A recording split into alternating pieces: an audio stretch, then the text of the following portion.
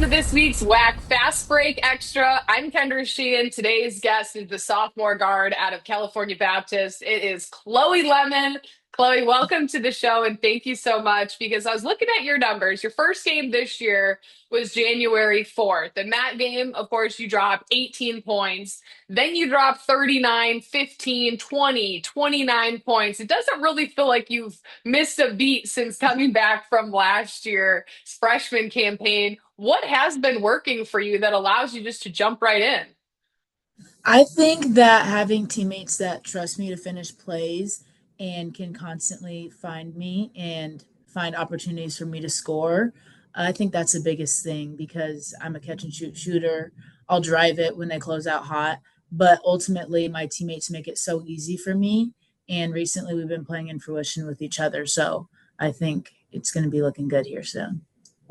You had the foot injury in the offseason that you had surgery on, and so you weren't even sure if you were going to play this year, maybe take a medical red shirt. What went into this rehabilitation process that allowed you to come back a lot sooner than you expected? Ultimately, it's God. I think that He gave me the opportunity. He healed my foot, and my team needed me, so I was able to come back to the court very smoothly. Also, just training and doing physical therapy truly helped in just getting my strength back in my foot, and most importantly, my confidence on the floor. Confidence isn't something I've really struggled with when it comes to playing, but just feeling super comfortable to play the game that I played so well last year on this team. And I think that brought me a lot of success so far. Are you playing at 100% right now, would you say? I'd say that when I come into the gym, I want to give 100%, whether that's in the weight room, whether that's on the floor, whether that's in my rehab. Although this is a tough sport, we're at the Division 1 level, and my body's not always feeling 100%, but I feel great right now, and nothing's stopping me from being on the court and staying on the court. What an emotional roller coaster, really, it had to have been to think, okay, I'm not going to be able to play this year. Okay, things are going well. Now I can get back on the floor. How have you kind of processed all of those emotions and now you get to play with your team again? I think that a lot of talking with my coaches and my teammates, and them just reassuring me that I was made for the moment, and them putting their trust in me to make plays and help bring success to our team really helps me out because I know that I have a job to do, and I go into every game knowing that I have to perform, and my teammates are relying on me. I'm also relying on them. And it also helps that we have an inside game back now. So that's really helping elevate my game. So I'm really appreciative of my teammates and my coaches. What were some of your takeaways from having to be sidelined and getting maybe a coach's perspective on the game that's helped you flourish now? I think at times JL would say I tried to be a coach a little bit too much, but I definitely did learn just how the game and the spacing works in our offense and how communication is really the biggest thing. So I came back and my biggest goal was to be a vocal leader and just to lead on offense and the defensive end. And I think it's been working out well. Then you come back and you tie the WAC record for most threes made in a game, which is 11, which is pretty insane. How were you able to connect so often from 3-point land? Did you feel it before the game started that, hey, my shots are hidden? I feel very confident when it comes to end game with my shooting, just because of the preparation that I put in off outside of practices. I love to shoot on the shooting machine. I'll shoot with partners, and it really helps to get the extra reps in, so that I feel confident to take the shots in the game and to nail them.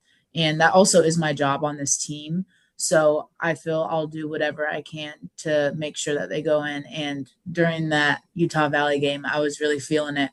Once I see a couple go through the net, I feel confident and I'll just keep shooting. Did you know that you were close to tying the record, or those numbers were No just told to you idea. after? Yeah, I had no idea what the record was. And after the game, they were congratulating me. And I was like, wow, I was just shooting it. And then they said I had 18 attempts. And I was like, wow, that's never happened before, but thanks for finding me. Looking at the team as a whole, and you're halfway ish through conference play, Do you feel like this team is starting to get ready to peak at the right time? I know you want to be playing your best basketball towards March, but also at the same time, the standings are alive and well starting in December. And so conference play becomes that much more important. Do you feel like this team is getting ready to peak, though? I think we're steady climbing right now. We have had a lot of unexpected and unanticipated injuries this season, just from ankles to knees to foot, like all of those. But having everyone back and the intensity in practices and the competitive edge is continually increasing. I think that's helping us on the court, and it'll help us get some wins here with a conference play coming up. What's been the biggest focus that Coach Olson has you guys working on in practice as you prepare for Southern Utah? I think the biggest thing is just playing at Southern Utah is a different ball game, so we're just gonna have to come ready to play. Even in practice today, just game reps, game speed. We're really honing in on defense and talking and minimalizing miscommunication because once our defense is at its peak, I feel like the offense just takes care of itself. And a few fun questions, team bonding activities that you guys have done so far in Riverside leading up to the year. What were some of the highlights? We often go to Riverside Plaza. They have a movie theater, Chipotle, crumble cookie. We're big crumble cookie fans. So in Riverside, we'll go there, walk around outside when the weather's nice. They also have a Trader Joe's. And also, we like to head to Newport or Huntington. We really like those beaches. So whenever we get the opportunity, we go out and get some sun. Anyone on the team get in the water and maybe pull out a surfboard? Oh, I wish. I have a teammate, Felipa. We were actually talking about taking surfing lessons this summer in Portugal. So we'll see. Oh, wow. I want Yes. to join in on that one. Yeah, but not yet. Not. It's coming soon.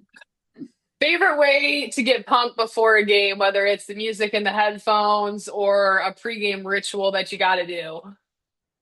For me, I don't really like to get pumped up before the game just because I play very fast. So before the game, I actually do the opposite and I start with prayer and getting my mind right and kind of just visualizing how I want myself to play and I let God take care of the rest. But before the game for sure, I do have like pregame rituals, but when it comes to starting lineups, like I'm locked in.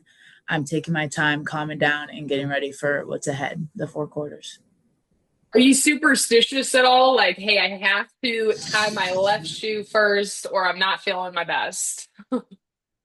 Being superstitious is something that I've struggled with because in all my high school career, I was superstitious. Last year, I was, but recently, I think I've been kind of letting that go and just kind of focusing on okay, whatever happens, happens. Like if this is my game, if this is Grace's game, I mean, I kind of just let go and kind of let it take care of itself. I know that the season's far from being over, but maybe a best memory that you've had this year, whether it was a fan interaction, probably the 39-point game was a highlight, but maybe something else that really just sparks what this team is all about. I would have to say our education game when we played Tarleton at home. Just seeing how the children were so invested in how we got to where we are and what we do it for, and me and my teammates getting the opportunity to explain what CBU is about, why we play the game, why we play with so much love for the game. It really sparked something in their mind and in their eyes, and just being able to pour into the next generation is important for me. And I'd say that was a memory that I'll hold on to for a while. What were some of the things that you were telling those kids of why you play the game and why it's so important to play with the passion that you have? They were asking like, how do you do it? How do you make your shots? And I'm just like, honestly, it's the practice. Really put the time in, and I was just encouraging them to give their all, whether that's in basketball, softball, soccer. Just give 100%, and the results will come. Absolutely. No, that's a great message for the kids. Well, thank you so much, Chloe, for taking some time, California Baptist. heads to Cedar City, take on Southern Utah. That is Thursday, a 5:30 p.m. Mountain Time tip. And of course, you can watch all basketball games on ESPN Plus. Thank you so much. I appreciate you having me.